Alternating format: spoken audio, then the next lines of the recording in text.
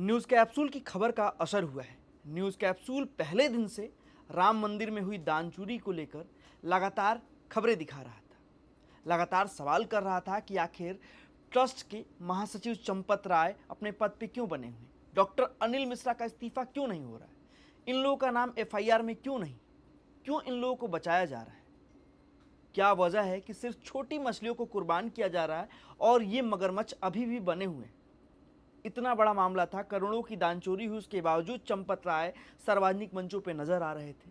वो लगातार भाषण दे रहे थे। उनकी बॉडी लैंग्वेज देखकर नहीं लग रहा था कि उनको अपने किए का अफसोस है, जबकि उन्हीं के कार्यकाल में इतनी बड़ी चोरी हुई। उनके दामन पे इतना घिनौना दाग है, इतना गंभीर दाग है, इतने गंभीर आरोप हैं कि उन्हें अपने पद से इस्तीफा दे देना चाहिए था, लेकिन वो बेशर्मी के साथ अपनी कुर्सी पर बने हुए थे। अब समझ से परे था कि उन्हें कौन बचा रहा था, क्योंकि योगी और मोदी खुद इस मुद्दे पे एकदम शांत थे। किसी भी बाबाओं का खून नहीं खोल रहा था, चाहे वो धीरेन्द्र शास्त्री हो, चाहे अनिरुद्धाचार्य हो, चाहे सीएम योगी हो, चाहे मोदी। बीजेपी खुद को हिंदुओं का रहनुमा बताती है, हिंदुत्व का झंडे दरबार बताती है, लेकिन बीजेपी ने इस पूरे मुद्दे पे चुप्पी साध रखी थी। अब सोचिए, जब राम मंदिर का फैसला आया था तो इसी मोदी सरकार ने मंदिर का ट्रस्ट बनाया था और अपने लोगों को इस ट्रस्ट में शामिल किया था। चंपत राय पर हमेशा सवाल उठते थे। चंपत राय हमेशा से योगी और मोदी के करीबी रहे, लेकिन उनका नाम इस एफआईआर में शामिल नहीं था। 8 लोगों को एफआईआर में एसआईटी ने जो जांच रिपोर्ट सौंपी थी, उसके बाद 8 लोगों का एफआईआर में नाम था। 8 गिरफ्तारियां हुई, लेकिन ये सभी छोटी मछलियां थी। इसमें चंपत राय का जो सबसे करीबी शख्स था, टिन्नू यादव, उसका नाम था, उसकी गिरफ्तारी हुई। 3 करोड़ से अधिक की रिकवरी हो चुकी है। मंदिर के कर्मचारी जो थे, ये 8 कर्मचारी, ये गिरफ्तार कर लिए गए हैं, लेकिन चंपत राय, अनिल मिश्रा, ये लोग लगातार बचे हुए थे। ऐसे में सवाल उठ रहा था और हम लगातार सवाल कर रहे थे। न्यूज़ कैप्सूल लगातार इस बात को उठा रहा था कि आखिर चंपत राय किस हैसियत से अपने पद पे बने हुए हैं। क्या उन्हें नैतिकता के साथ इस्तीफा नहीं देना चाहिए? क्या अगर वो पद पे बने रहेंगे तो जांच प्रभावित नहीं होगा? क्या वो पद पे बैठकर अपने पद का दुरुपयोग नहीं करेंगे? क्या यह आस्था के साथ खिलवाड़ नहीं है? क्या हिंदुओं के साथ मजाक नहीं है? इस सवाल को न्यूज़ कैप्सूल लगातार उठा रहा था और हमारी खबर का असर यह हुआ है कि चंपत राय ने महासचिव के पद से इस्तीफा दे दिया है। अनिल मिश्रा ने भी इस्तीफा दे दिया है।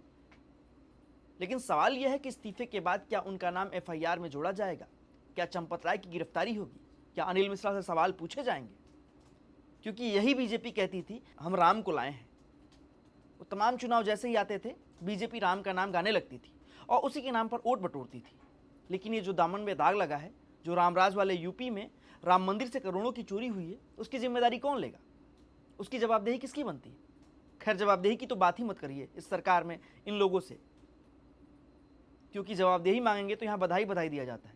धर्मेंद्र प्रधान के मामले में हम देख सकते हैं। लेकिन ये मामला चूंकि आस्था का है, धर्म का है, और धर्म के नाम पर इस तरह का खिलवाड़, मतलब सोचिए, इस देश में कांग्रेस 70 सालों तक रही, लेकिन कभी भी इतने बड़े मात्रा में, कभी भी इस तरह से मंदिर से दान चोरी नहीं हुआ, करोड़ों का। लेकिन बीजेपी ने, मोदी जी ने 12 सालों में ये कर दिखाया। खैर, देर से ही सही, चंपत राय ने इस्तीफा दे दिया है, अनिल मिश्रा ने इस्तीफा दे दिया है, तो देखते हैं कि आगे क्या कार्रवाई होती है। क्योंकि एसआईटी जो है राज्य सरकार द्वारा गठित की गई है, राज्य सरकार को रिपोर्ट सौंपी गई है और उसके आधार पर यह एफआईआर हुआ है। तमाम साधु संत, तमाम विपक्ष के नेता, तमाम भगवान राम में आस्था रखने वाले लोग ये कह रहे हैं कि बड़े मगरमच्छों को बचाया जा रहा है। अब सवाल है कि वो बड़े मगरमच्छ कौन है? क्या बहुत बड़े लोग हैं? क्योंकि बीजेपी के पूर्व सांसद बृजभूषण शरण सिंह ने तक कह दिया था कि मैं नाम लूंगा तो फंस जाऊंगा। आखिर कौन है वो बड़ा मगरमच्छ जिसका नाम लेने से लोग डर रहे हैं? आपको क्या लगता है? और आपको क्या लगता है कि चंपत राय की इस चोरी में कितनी बड़ी भूमिका होगी? क्योंकि टिन्नू यादव उनका सबसे बेहद करीबी था। टिन्नू यादव की अयोध्या के आसपास में हाल फिलहाल में करोड़ों की जमीनें खरीदी है, करोड़ों की संपत्ति बनाई है। खैर, अब देखिए जांच में क्या निकलता है, क्या कुछ होता है, चंपत राय पर कितना कानूनी शिकंजा कसा जाता है, और क्या ट्रस्ट को फिर से भंग करके नए पदाधिकारियों को बनाया जाता है। यह देखने वाली विषय होगा। और इसके साथ ही 27 में चुनाव है यूपी का, यह भी देखना होगा कि बीजेपी इस मुद्दे से कितना किनारा करती है और विपक्ष इस मुद्दे पर कितना हावी होता है।